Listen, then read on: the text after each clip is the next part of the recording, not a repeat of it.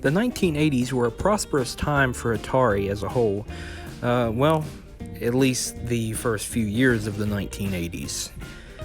And, well, as we all know, the video game crash in 1983, came and brought Atari completely down.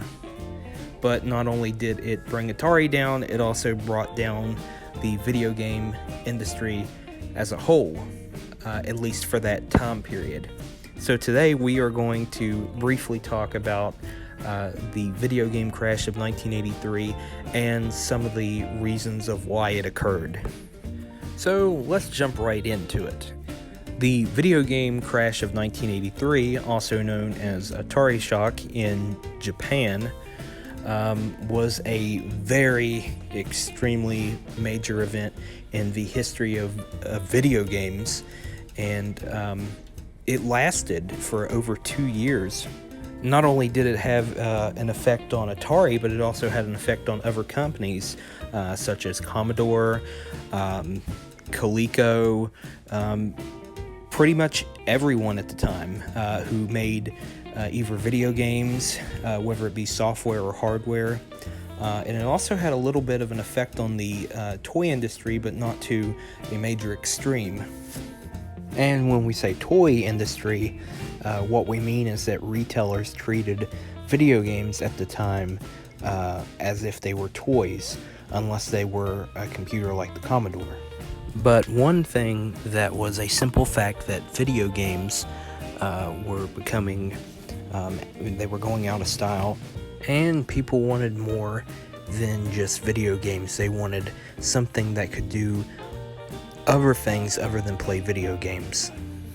So to start it off, that was one of many contributing factors of the video game crash of 1983.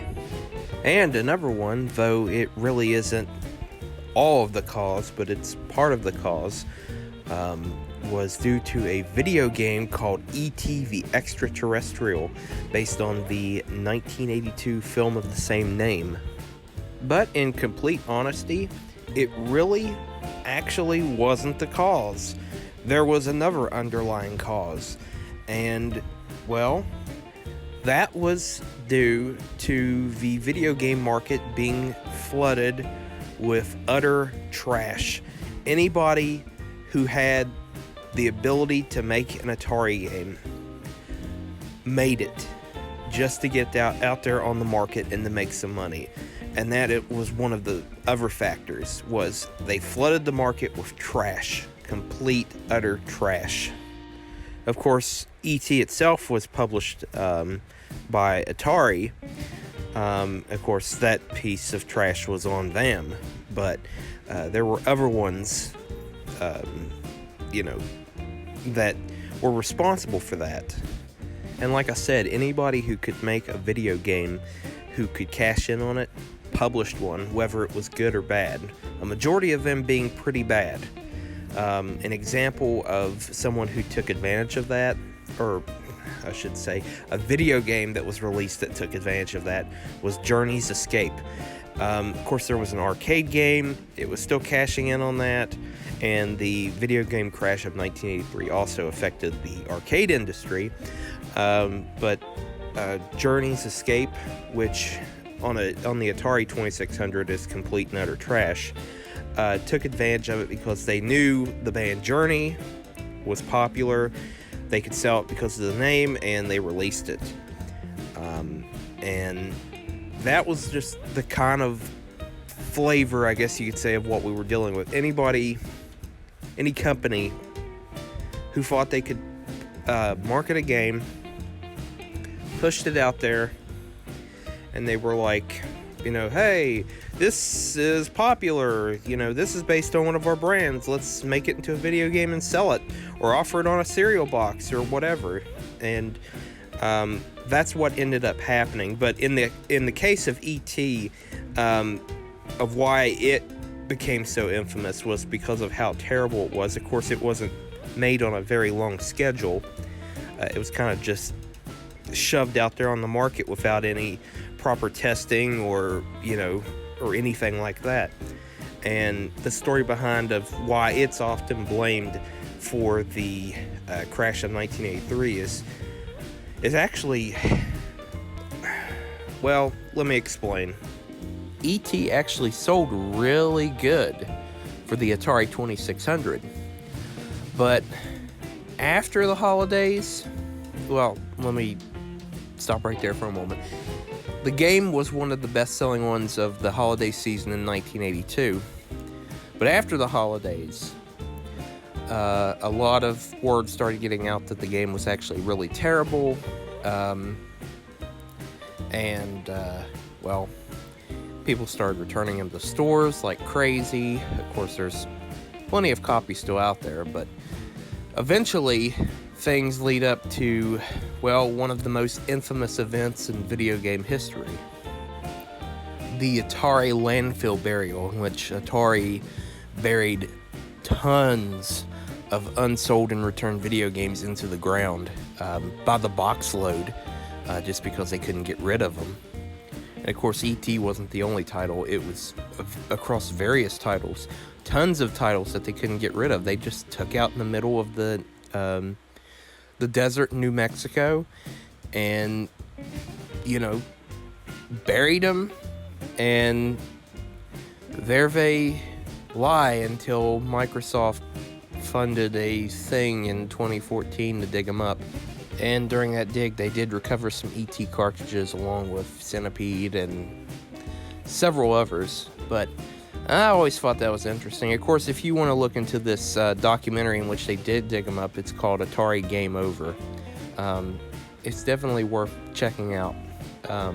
I enjoyed it as a documentary. I mean, it goes on about several things, but now here's the thing. The fate of these that were dug up, they were actually auctioned off. So there's that. But we're getting way off track. We're talking about the video game crash of 1983, so let's continue on. Of course, in addition to the video game market being flooded with just different types of video games and software, there was also a lot of consoles available, which really flooded the market, like ColecoVision. In addition to the 2600, you had ColecoVision, you had Intellivision, of course you had computers like Commodore and all those, but it really gave consumers too many choice. Well, I should say, it gave consumers too much choice, and the market completely sagged under all that weight. And of course, inflation at the time had a lot to do with it, but there were also some other stuff, like the loss of publishing control. Atari could not, in addition to other companies as well, could not control their publishers, and that's why you had so many people making all these games. And I guess you could say that what started it was Activision. Activision was like the pioneer that led to the video game crash of 1983, which is kind of weird to hear, but it's true. In addition, Activision became the world's first third-party publisher for video game consoles, and it was founded by former programmers at Atari. And you had companies that were like third-party companies like US Games, which was owned by Quaker Oats, strangely. What's strange is that Activision still exists. They made their way through the crash, but you have companies like US Games, Games by Apollo, and they just couldn't take it, and they folded within the first year, at least before the end of 1984, some of these companies. And the crash had lasting effects, and it lasted up through at least the end of 1990. I'm sorry, I'm in the 90s. It lasted at least through 1985. There's so much stuff to talk about. You could literally make an entire show about the crash of 1983. But it had effect on a lot of stuff. I was doing research on this subject, and there's a lot of things to go over. Of course, that's just some of the factors. Like I said, you could literally go on for a long time about it. But some of the stuff that happened in the aftermath is that there was better control over third-party companies with their third-party titles,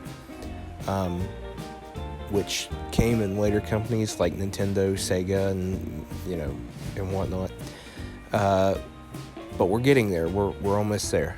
We're almost to that part of it. But of course, Atari did survive the video game crash. They went on to release the 5200 and the 7800. But what's really interesting is that the 2600, get this, the Atari 2600 was on the market as late as 1993. And then in some cases as late as 1995 in stores because they couldn't get rid of them. That really boggles my mind. Of course, it was discontinued in December of 92 officially, and they were super cheap, but there was a redesign which has been dubbed the 2600 Junior, which is a lot smaller, and it has a similar look to the 7800, of course a lot smaller than the 7800, but it was it survived. Atari survived the video game crash, only to be vanquished after the release of the Atari Jaguar. Of course, Atari is coming back, not the original company, not in the least, but it is coming back in some capacity with a new console, which we will be talking about in an episode very soon. Probably during Season 2, which Season 2, by the way, of our show will be coming, I previously said mid-August, but I'm aiming more for like near the end of August, so you can look forward to that, probably about the third week, so whatever. But like I said, the video game crash lasted at least through 85, the end of 85, and the only thing that pulled it out was the Nintendo Entertainment System, which was introduced in October of 1985 in the United States. After a few years, the video game market had fully recovered by the end of 87, and well, you've seen more people buying games. Of course, Nintendo was responsible for pulling the whole market out. Not only did the home console market recover, but also the arcade market had fully recovered by then, because it suffered from its own crash around 84, and it was contributed from the crash in 83. So this had a lot to do with saving the video game industry as a whole, because I know, and you know, that if something didn't happen today, we might not be playing video games. At least we would probably have them, but not to the capacity as to what it is today. And of course, by the mid-90s, everything was completely, rebounded, and you had video games out the wazoo. So we can thank Nintendo for saving the video game industry. But like I said, we could literally go on and on and on about the video game crash of 1983. There's just so much information about it, but I just wanted to go over some of the factors. I can't go over all of them in detail because our videos aren't very long, under 20 minutes. But maybe someday we could break down, do episodes and break down the various factors, and there was just a lot of stuff to cover about it, but I just wanted to briefly go over it. So I hope you enjoyed today's episode. If you liked our video, like it. Don't forget to subscribe. We need subscriptions if we want to continue doing episodes.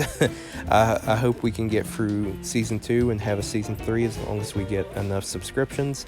So share these videos with your friends. Of course, tell them to subscribe. And don't forget to hit the bell if you want a notification of when we post more awesome videos. Also, I wanted to remind you that starting with episode 1, I'm already in the hundreds. Starting with episode 65, episode 65 will start Season 2. of our show, and we will have all kinds of stuff to talk about. And of course, I hope you enjoyed this video, and until next time, I'll see ya.